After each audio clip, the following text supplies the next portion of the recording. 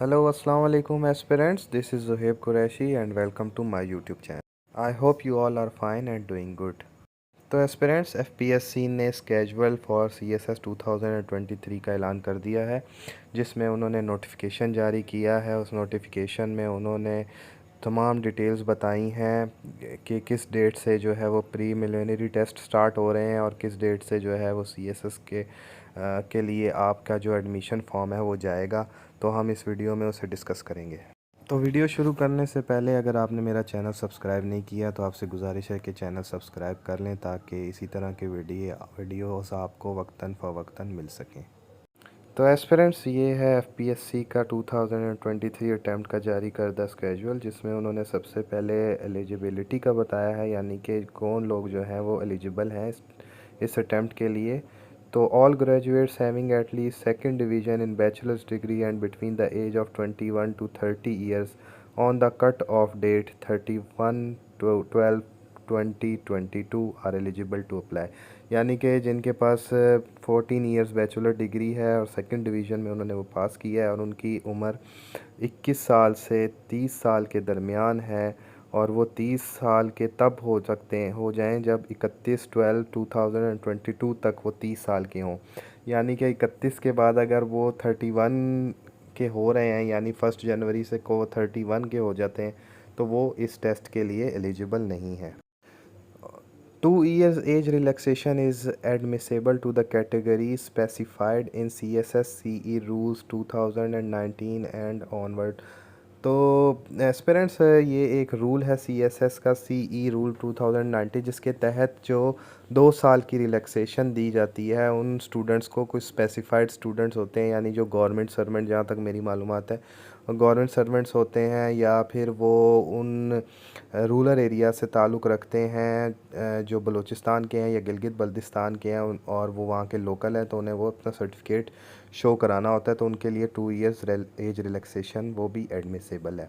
अच्छा, अब देख लेते हैं कि जी इनकी टेंटेटिव डेट्स कौन कौन सी है। टेंटेटिव डेट्स तो जहाँ से जब से ये 2023 की अटैम्प्ट को आप देख सकते हैं, जिसमें एमसीक्यूज़ बेस्ड प्रीलिमिनरी टेस्ट हो रहा है 2023 का 7 अगस्त 2022 संडे को। इसका जो है वो टेस्ट वो होगा, जिसके लिए एडवर्टाइजमेंट जो है वो दी जाएगी। यानी उस जो एडवर्टीज़मेंट है वो 7 अगस्त को जो है वो शाया हो जाएगी।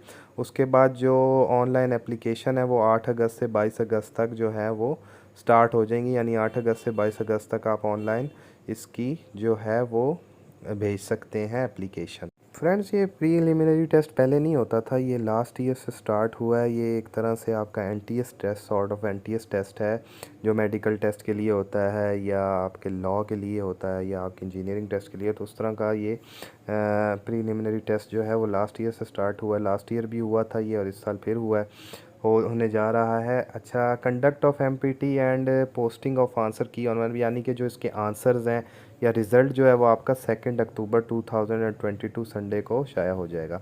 उसके बाद अनाउंसमेंट ऑफ एमपीटी रिज़ल्ट वो 17 अक्टूबर को आ जाएगा। 2 अक्टूबर को वो आपका जो है ऑनलाइन आ जाएगा वेबसाइट पे, और 17 अक्टूबर को वो आपका रिटर्न फॉर्म में, यानी उसकी हार्ड कॉपी आ जाएगी आपको। उसके बाद advertisement for CSS written exam C 2023 वो 30 अक्टूबर संडे 2022 को एडवर्टीज़मेंट उसकी शाया हो जाएगी।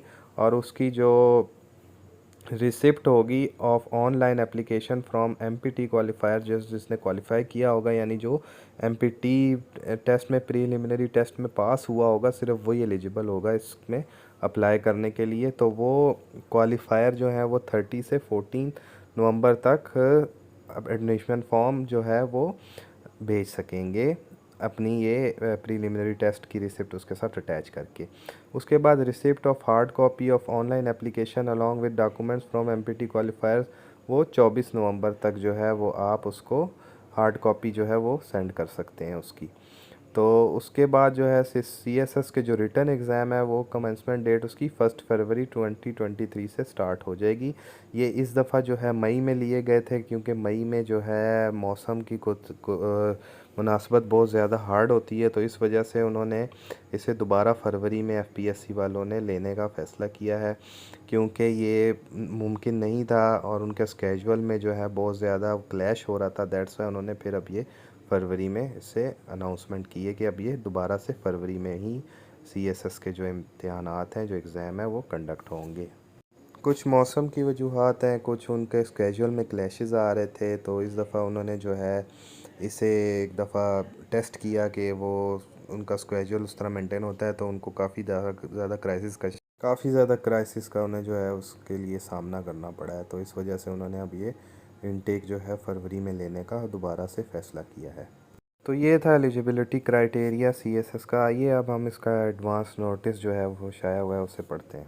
तो एस्पिरेंट ये है advance public notice casual for CSS competitive examination 2023।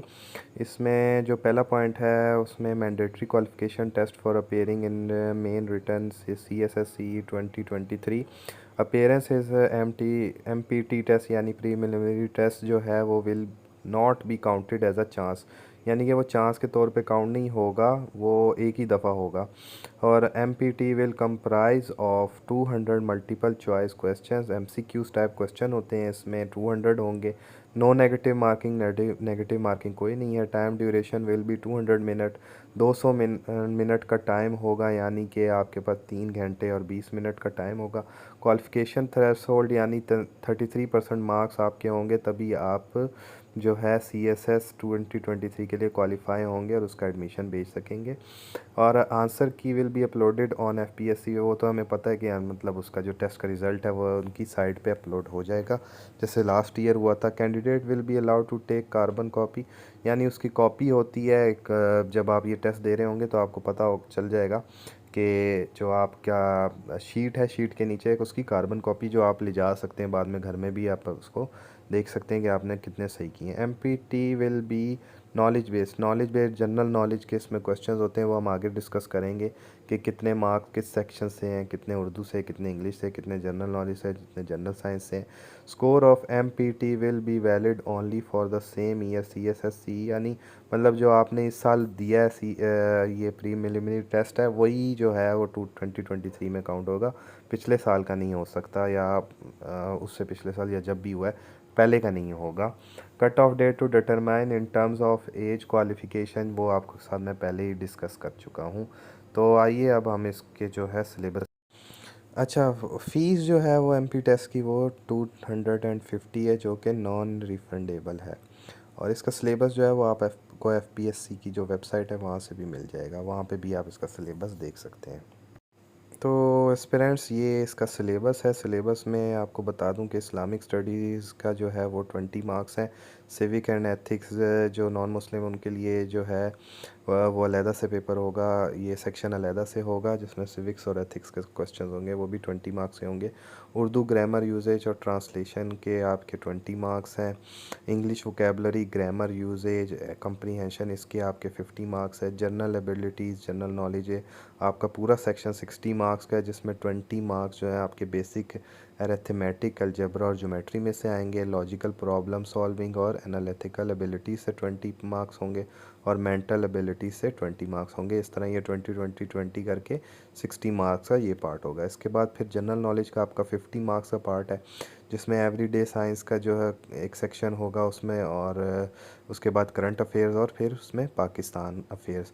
Non Muslim में opt either for civics and ethics, जैसे मैंने आपको पहले बता दिया कि वो सिविक्स और एथिक्स जो है वो इस्लामिक स्टडीज़ की जगह ऑप्ट कर सकते हैं, या इस्लामिक स्टडीज़ भी ऑप्ट कर सकते हैं। ये उन पे डिपेंड करता है एस्पिरेंट्स पे, वो करना चाहते हैं या नहीं। बाकी जो एलिजिबिलिटी है वो मैंने आपको पहले बता दी थी, आपसे डिस्कस कर दी थी कि सेकंड डिवीज़न बैचलर्स डिग्री और 21 टू 30 ईयर्स के एज पीरियड के अंदर अंदर आपकी जो है वो एज होनी चाहिए। और 2 ईयर्स रिलैक्सेशन जो है स्पेशल कैंडिडेट्स के लिए, या तो वो रूरल बैकग्राउंड से ताल्लुक़ है जिनका, या उनमें से जो है कुछ गवर्नमेंट सर्वेंट्स हैं, तो वो अपना लेटर जो है उसके साथ अपने फॉर्म के साथ अटैच करके जो है वो उसे सेंड करेंगे FPSC वालों को और बताएंगे कि वो किस तरह एलिजिबल हैं इसके लिए। तो ये थी आज की हमारी वीडियो। मेरी दुआ है कि अल्लाह ताला आपको इम्तिहानों में कामयाबी और कामरानी से नवाजे। जाने से पहले गुजारिश है कि आप मेरा ये चैनल सब्सक्राइब कर दें ताकि इस तरह की मज़ीद वीडियो आपको फ्यूचर मुस्तकबिल में भी हासिल हो सकें। बहुत शुक्रिया।